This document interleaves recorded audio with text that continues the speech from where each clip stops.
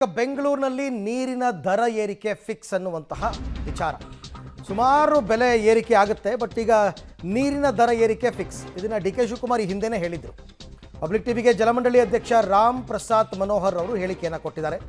ಜನವರಿ 2ನೇ ವಾರ ಬೆಂಗಳೂರು ಶಾಸಕರ ಜೊತೆ DCM ಸಭೆ ಮಾಡ್ತಾರೆ. ಈಗಾಗಲೇ ಬೆಂಗಳೂರು ಶಾಸಕರುಗಳಿಗೆ ಅಂದರೆ 28 ಕ್ಷೇತ್ರ ಬರುತ್ತಲ್ಲ, ಪತ್ರ ಬರೆದಿದ್ದೀವಿ. 1000 ಲೀಟರ್ ನೀರಿಗೆ 52 ರೂಪಾಯಿ ಖರ್ಚು ಮಾಡ್ತಾ ಇದ್ದೀವಿ. ಇವಾಗ ನಾವು ಪ್ರತಿ ತಿಂಗಳು ಜಲಮಂಡಳಿಗೆ 41 ಕೋಟಿ ರೂಪಾಯಿ ನಷ್ಟ ಆಗ್ತಾ ಇದೆ.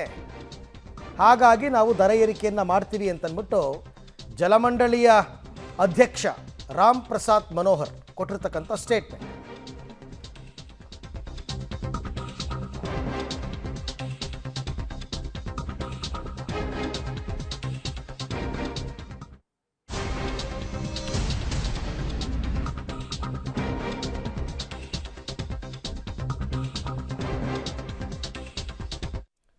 ಕಾವೇರಿ 5ನೇ ಹಂತ ಆದಮೇಲೆ 82 ಕೋಟಿ ರೂಪಾಯಿ ನಷ್ಟ ಆಗುತ್ತೆ ನಮಗೆ. ಅಂದರೆ ಅವ್ರ ಡಿಪಾರ್ಟ್ಮೆಂಟ್ಗೆ ಏನು ಲಾಸ್ ಆಗ್ತಾ ಇದೆ ಅದ್ರ ಬಗ್ಗೆ ಅವ್ರು ಹೇಳ್ಕೊಂಡಿದ್ದಾರೆ. ಈಗ ಸೆಕೆಂಡ್ ವೀಕಲ್ಲಿ ನಾವು MLAಗಳ ಮೀಟಿಂಗನ್ನು DCM ಮಾಡ್ತಾರೆ.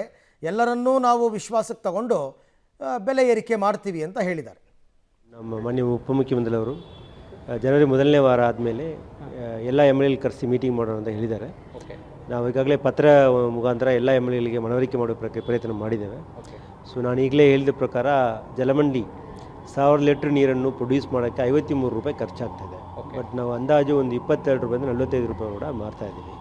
ಅದರಿಂದ ಜಲಮಂಡಳಿಗೆ 1000 ಲೀಟ್ರ್ ಪ್ರತಿ 1000 ಲೀಟ್ರಿಗೆ ನಮಗೆ ನಷ್ಟ ಆಗ್ತಾಯಿದೆ.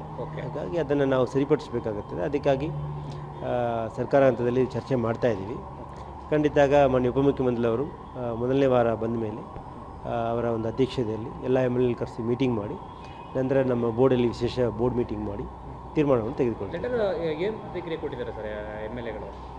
MLAಗಳಿಗೆ ಈ ಥರ ನಾವು ಮನವರಿಕೆ ಮಾಡೋದಕ್ಕೆ ನಮ್ಮ ಕಷ್ಟಗಳೇನಿದೆ ಅದನ್ನು ಮಾಡಿದ್ದೇವೆ. ಈಗ ಸದ್ಯಕ್ಕೆ ಪ್ರತಿ ತಿಂಗಳಿಗೆ ಜಲಮಂಡಳಿಗೆ 41 ಕೋಟಿ ರೂಪಾಯಿ ಆರ್ಥಿಕ ನಷ್ಟ ಉಂಟಾಗ್ತಾ ಇದೆ. ಯಾಕಂದರೆ ನಮ್ಮ ಏನು ಆದಾಯಕ್ಕೂ ಖರ್ಚಿಗೂ ಮಧ್ಯದಲ್ಲಿ ಅಷ್ಟೊಂದು ಡಿಫ್ರೆನ್ಸ್ ಬರ್ತಾ ಇದೆ. ಹಾಗಾಗಿ ಈ ಥರ ಹೋದರೆ ಮುಂದಿನ 1 ವರ್ಷಕ್ಕೆ ಕಾವೇರಿ 5th ಸ್ಟೇಜ್ ಆದಮೇಲೆ ಇದು 41 ಕೋಟಿ ಏನಿದೆ 80 ಕೋಟಿ ಆಗುತ್ತೆ ಪ್ರತಿ ತಿಂಗಳಿಗೆ.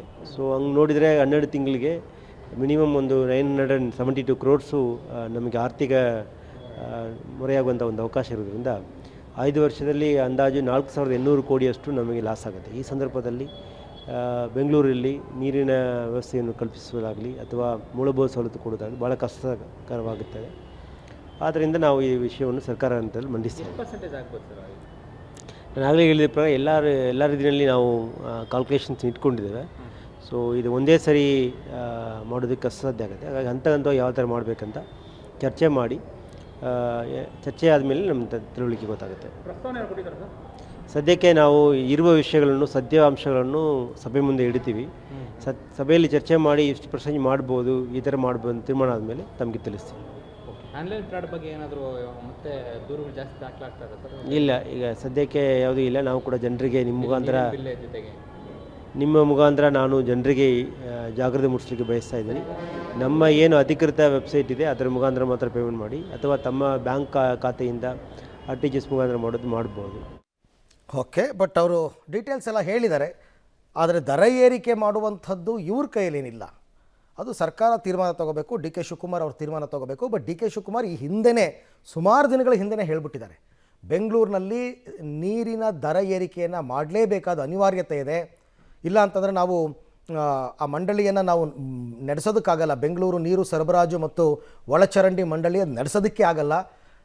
ತಿಂಗಳಿಗೆ 40 ಕೋಟಿ ಲಾಸ್ ಅಂದರೆ ತಮಾಷೆ ಆಟ ಅಲ್ಲ.